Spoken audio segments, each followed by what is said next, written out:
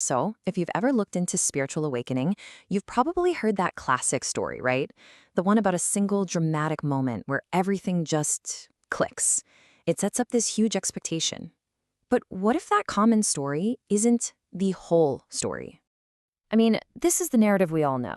There's this sudden breakthrough, and bam, the veil lifts. And from that point on, you are officially awake. Now, look, these powerful moments are absolutely real, but they're often not the final chapter of the book. Because, and here's the thing, it often does.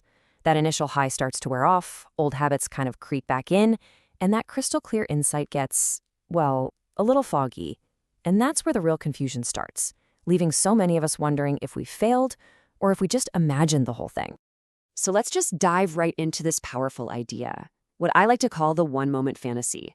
It's this cultural myth of a single, permanent shift that really shapes our expectations. And as we're going to see, it can cause a whole lot of unnecessary doubt. It sounds like the perfect hero's journey, doesn't it? You do the work, you meditate, you read the books, you get the big breakthrough, and then you live happily ever after, permanently clear and awake. But for most of us, the spiritual path isn't a straight line with a neat little finish line. It's something way more dynamic. And that brings us to, honestly, the most common but least talked about part of the whole process. That inevitable moment when that profound, life-changing clarity starts to feel really distant, and the old you feels surprisingly close. This is the question that just eats away at people. It's this moment of intense self-doubt. You had this incredible, life-changing experience, but now your old triggers are back, your old anxieties are bubbling up, and you start to seriously question if that breakthrough was even real. And right there, that's the core misunderstanding. That thought that you've gone backwards, that you've somehow lost all your progress, it's almost universal. But what if that feeling of regression is actually a sign of something else entirely? What if it's not a step back, but a sign that you're actually going deeper? Okay, this is where we need a whole new model. It's time to replace that unhelpful idea of a ladder to enlightenment with something far more accurate and honestly far more compassionate, a spiral. This one little shift in perspective can change everything about how you see your own journey. So just look at this comparison here. A ladder, that's all about climbing, right? One direction up. There's a finish line at the top. But a spiral, that's about deepening. You keep revisiting the same core themes, your fears, your patterns, your insecurities, but you're seeing them from a new vantage point each time. Progress isn't just up, it's about the depth of your insight. And that right there, that's the whole key. Seeing that old pattern of anger or anxiety show up again is not a failure, it's an opportunity. You see, maybe the first time around, you just noticed it was there. This time, you might see the root belief that's fueling it. You are not repeating, you are deepening. All right, so let's really dig into this. Why does this happen? Why do these old patterns that you seriously thought you were done with, why do they make a comeback? Understanding the mechanics behind this can free you from that awful trap of feeling like you failed.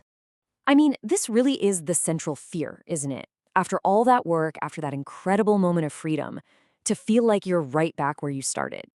The answer is a hard no. You are not going backwards. You are simply seeing what was always there but was invisible to you before.